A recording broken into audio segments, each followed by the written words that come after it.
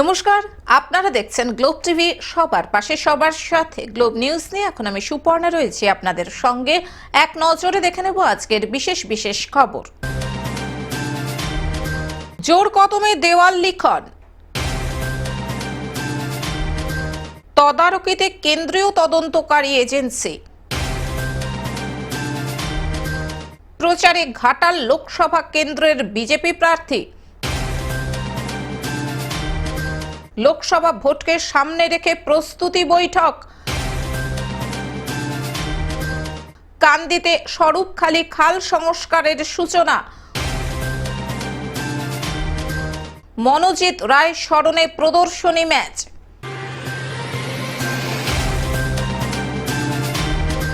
আসছে বিস্তারিত খবরে। জোর কদমে দেওয়াল লিখন। বর্ধমান পূর্ব লোকসভা কেন্দ্রের তৃণমূল কংগ্রেসের প্রার্থী হয়েছেন ডক্টর শর্মিলা সরকার। ডক্টর শর্মিলা সরকারের সমর্থনে রবিবার রাতে পূর্ব বর্ধমান জেলার দাঁইহাট শহরে তৃণমূল যুব কংগ্রেসের পক্ষ থেকে জোর কদমে দেওয়াল লিখন চলছে। এদিন দেয়াল লিখন কর্মসূচিতে উপস্থিত ছিলেন পূর্ব বর্ধমান জেলা তৃণমূল যুব কংগ্রেসের সহ সভাপতি শুভেন্দু দাস সহ অন্যান্য কর্মীরা। তৃণমূল যুব কংগ্রেসের পক্ষ থেকে দাঁইহাটে দেওয়াল লিখন করছি। ক্যান্ডিডেট আমাদের ঘোষণা হওয়ার সঙ্গে সঙ্গে সেই দিন থেকেই শুরু করেছি। ডাক্তার শর্মিলা সরকারের কে জেতানোর উদ্দেশ্য নিয়ে আমরা দেওয়াল লিখন সেদিন থেকে শুরু করেছি। যেমন প্রার্থী কাছে পেয়ে তোমার এলাকারই প্রার্থীর নাম ডাক্তার শর্মিলা সরকার। ডাক্তার মানুষ, খুব কাছের, আমাদের বিধানসভা থেকেই প্রথম লোকসভার ক্যান্ডিডেট হয়েছে। খুব ভালো মহিলা।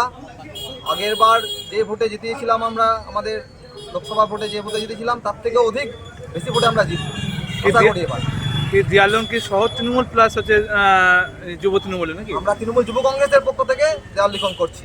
দেওয়ালে ফুটিয়ে তোলা হয়েছে নরেন্দ্র মোদী ও রামের ছবি। দেওয়াল লিখনের মাধ্যমে দাঁইহাট শহরে ভোটের প্রচার শুরু করে দিয়েছে তৃণমূল যুব কংগ্রেস। দীর্ঘদিন পর আমাদের কাটোয়া, যে পূর্বতন কাটোয়া লোকসভা ছিল, এখন বর্তমানে বর্ধমান পূর্ব লোকসভা, তার হয়তো ভৌগোলিক কিছু কিছু বিধানসভা চেঞ্জ হয়েছে ডেলিমিটেশনের পরে। 2009 সালের পর থেকে এটা চেঞ্জ হয়েছে। তার আগে এটা পূর্বতন কাটোয়া লোকসভা ছিল। আমাদের কাটোয়া বিধানসভা এলাকায় অগ্রদ্বীপের ঘরের মেয়ে ডক্টর শর্মিলা সরকার প্রার্থী হওয়াতে এলাকাবাসী যেমন খুশি, আমরাও খুব খুশি। এবং দীর্ঘদিন পর আমরা ঘরের মেয়েকে সাংসদ হিসেবে পেয়ে বা সাংসদের প্রার্থী হিসেবে পেয়ে এই আশা নিয়ে আমরা ব্যাপক, আমাদের মধ্যে কর্মীদের মধ্যে ব্যাপক উৎসাহ উদ্দীপনা, সব কর্মী ঝাঁপিয়ে পড়েছে। আপনি দেখলেন কিছুক্ষণ আগে ব্যাপক দেয়াল লিখনও চলছে। এই কর্মী প্রার্থী নিয়ে কর্মীরা ব্যাপক উৎসাহ উদ্দীপনা করেছে। তরুণ প্রজন্মের এক ডক্টর শর্মিলা সরকার প্রার্থী হয়েছেন ঘরের মেয়ে, সেই নিয়ে আমরা সকলে খুব আনন্দিত এবং আমরা খুব উচ্ছ্বাসিত যে এত সুন্দর একটি ফ্রেশ মুখকে দল প্রার্থী হিসেবে তুলে ধরেছে। কাটোয়া থেকে রাহুল রায়ের রিপোর্ট, গ্লোব নিউজ। তদারকিতে কেন্দ্রীয় তদন্তকারী এজেন্সি। কালো টাকার স্বর্গরাজ্য মালদার 4টি বিধানসভাকে চিহ্নিত করল নির্বাচন কমিশন। নির্বাচন চলাকালীন দক্ষিণ মালদা লোকসভা কেন্দ্রের 4টি বিধানসভা কেন্দ্রে তদারকি চালাবে কেন্দ্রীয় তদন্তকারী এজেন্সি। লোকসভা নির্বাচন ঘোষণা হওয়ার পর জেলা প্রশাসনিক ভবনে সাংবাদিক বৈঠক করেন মালদার জেলা শাসক নিতিন সিংহানিয়া। নির্বাচন কমিশনের নির্দেশিকা অনুযায়ী দক্ষিণ মালদা লোকসভা কেন্দ্রের 4টি বিধানসভাকে লক্ষ্য করে এই সিদ্ধান্ত নিয়েছে জাতীয় নির্বাচন কমিশন। প্রশাসনের একটি সূত্র থেকে জানা গিয়েছে, জাতীয় নির্বাচন কমিশনের এ রাজ্যে এমন নির্দেশিকা নজিরবিহীন। জেলা প্রশাসন সূত্রে জানা গিয়েছে, দক্ষিণ মালদা লোকসভা কেন্দ্রে ইংরেজবাজার, মোথাবাড়ি, সুজাপুর এবং ফারাক্কা এই 4টি বিধানসভা কেন্দ্রে কালো টাকা অপচয়ের ক্ষেত্রে তদারকি চালাবে কেন্দ্রীয় তদন্তকারী এজেন্সি।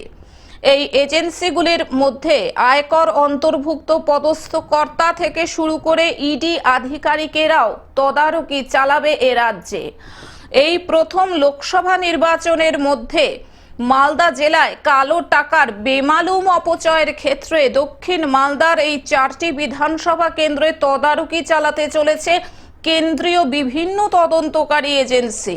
একটা জিনিস বলে দিই, আমাদের মালদা জেলায় টোটাল যে দুটো পার্লামেন্টারি কনস্টিটুয়েন্সি, তার মধ্যে যে মালদা দক্ষিণ পার্লামেন্টারি কনস্টিটিউয়েন্সি আছে তার 4টে অ্যাসেম্বলি সেগমেন্ট এক্সপেন্ডিচার সেন্সিটিভ আছে। এই 4টে অ্যাসেম্বলি সেগমেন্ট হলো একটা ইংলিশ বাজার, সুজাপুর, মোথাবাড়ি এবং ফারাক্কা। তার মানে এগুলো পাস্ট হিস্ট্রি অফ ড্রাগস বলুন বা FICN বলুন, তার উপর বেস করে ইলেকশন কমিশন অফ ইন্ডিয়া এটাকে নোটিফাই করেছে as expenditure sensitive constituency.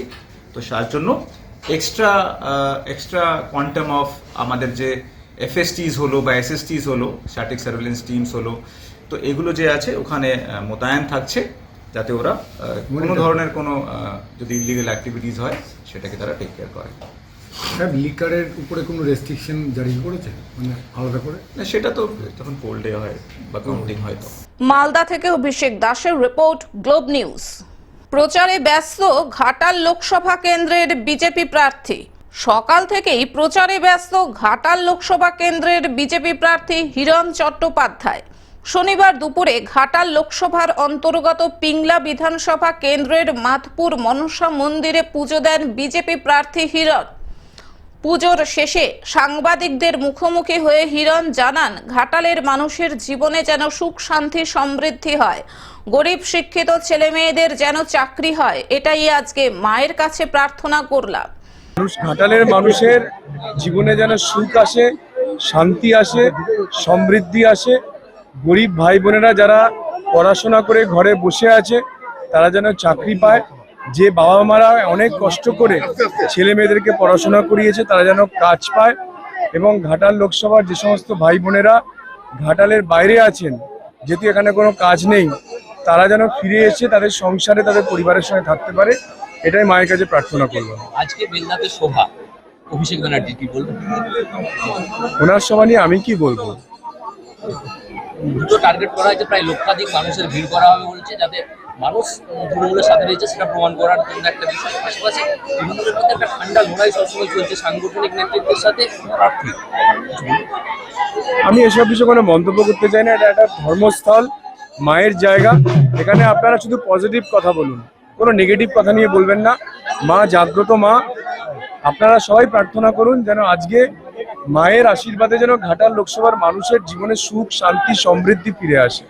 Ghatal থেকে কল্যাণ মণ্ডলের রিপোর্ট, গ্লোব নিউজ। লোকসভা ভোটকে সামনে রেখে প্রস্তুতি বৈঠক। লোকসভা ভোটকে সামনে রেখে কুয়ারা দস্তির পারে রবিবার প্রস্তুতি বৈঠক করল কাটোয়া 2 নম্বর ব্লকের পলসোনা অঞ্চল তৃণমূল কংগ্রেস।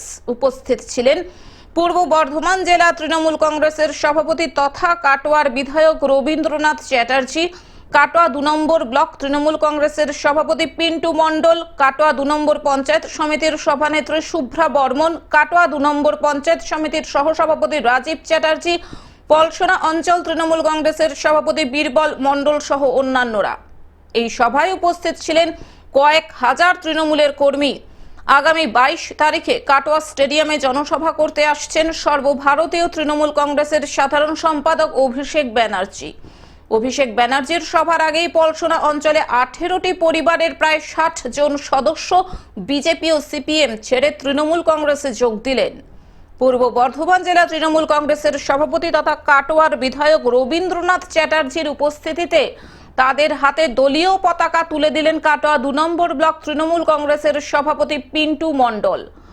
আপনারা দেখলেন যে পলসোনা অঞ্চলের দাস্তির পাড়ে একটি কর্মী বৈঠক হলো, এবং আমরা সকলেই জানি যে লোকসভা নির্বাচনের দিনক্ষণ ঘোষণা হয়ে গেছে, এবং আমাদের বিধায়ক তথা আমাদের সকলের অভিভাবক রবিদা এসছিলেন এবং ব্লক নেতৃত্ব ছিলেন, এবং এখানে আজকের একটা বিশেষ দিন যে সাঁইবাড়ি হত্যাকাণ্ড, এবং সেই দিনের বামফ্রন্ট সরকারের যে অপকর্মের বিরুদ্ধে আমরা এখানে প্রতিবাদ করলাম, এবং একই সঙ্গে আমরা যে 22 তারিখ অভিষেক বন্দ্যোপাধ্যায় আমাদের কাটোয়ায় আসবে তার জন্য রবিদা কর্মীদের নির্দেশ দিলেন যে প্রত্যেক বাড়ি বাড়ি গিয়ে কর্মীদেরকে বা সাধারণ মানুষকে বলতে, এবং 22 তারিখ কাটোয়ার ময়দানে পলসোনা অঞ্চল থেকে প্রচুর সংখ্যক মানুষ নিয়ে যাওয়ার প্রতিশ্রুতি আমরা আমাদের বিধায়ককে দিলাম।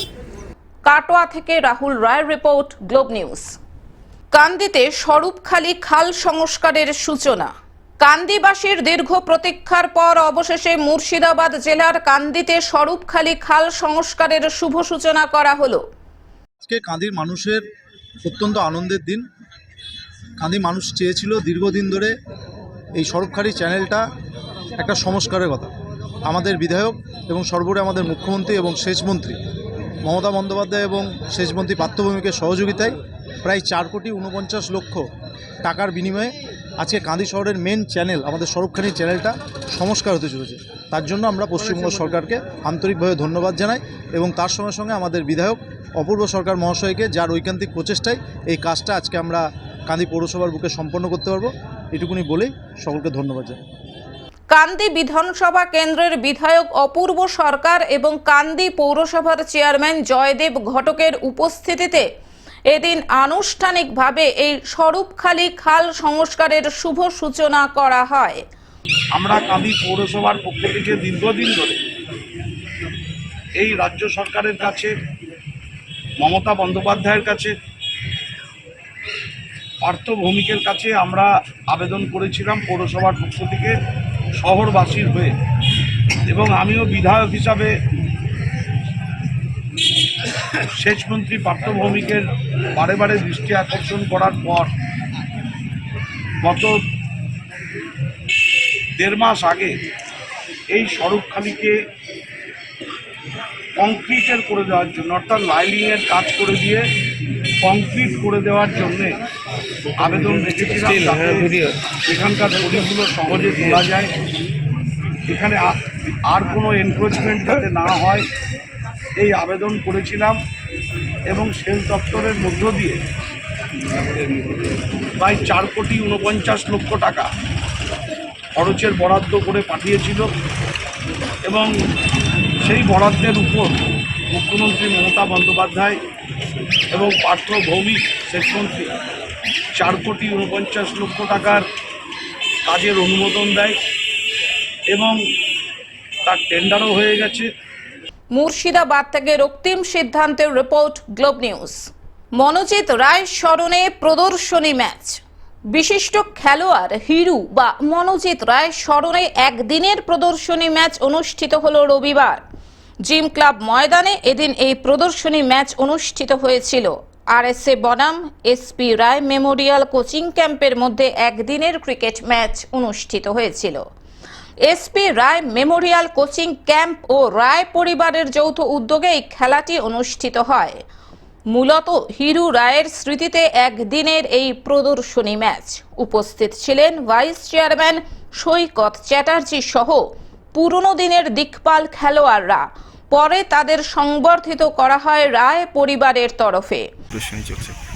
আজকে এটা আমাদের এখানে হিরু রায় বলে যাকে সবাই চিনত, মনোজিৎ রায় এই ক্যাম্পের পৃষ্ঠপোষক ছিলেন উনি, এবং ওনার হাত দিয়ে অনেক প্লেয়ার এখানে তৈরি হয়েছে। সেটা উনি নাট্য জগতের একজন উজ্জ্বল ব্যক্তিত্ব ছিলেন। তার স্মৃতির কথা মাথায় রেখে আজকে আমাদের রায় পরিবারের পক্ষ থেকে এবং যৌথভাবে SP রায় মেমোরিয়াল ক্যাম্পের পক্ষ থেকে একটি প্রদর্শনী ক্রিকেট ম্যাচের ব্যবস্থা করা হয়েছে। সেখানে 2টি ক্যাম্পের বাচ্চা, SP রায় কোচিং ক্যাম্প এবং RSA কোচিং ক্যাম্প একটি ফ্রেন্ডলি ম্যাচ খেলছে, এবং JYM ক্লাবের মাঠে খেলা হচ্ছে, এবং JYM ক্লাবের কর্মকর্তারা, তাদের আমরা আন্তরিক ধন্যবাদ জানাচ্ছি। একদিনের প্রদর্শনী ম্যাচ। জলপাইগুড়ি থেকে সায়ন সেনের রিপোর্ট, গ্লোব নিউজ। এখন থেকে গ্লোব টিভি দেখুন আপনার স্মার্টফোনেও। গুগল প্লে স্টোর অথবা অ্যাপল স্টোর থেকে ডাউনলোড করুন গ্লোব টিভি লাইভ অ্যাপ এবং জিও টিভি অ্যাপ। এছাড়াও জিও ফাইবারেও গ্লোব টিভি দেখুন 1457 নম্বরে। আজকের মতন গ্লোব নিউজ এখন এই পর্যন্তই। দেখতে থাকুন গ্লোব টিভি, সবার পাশে সবার সাথে। নমস্কার।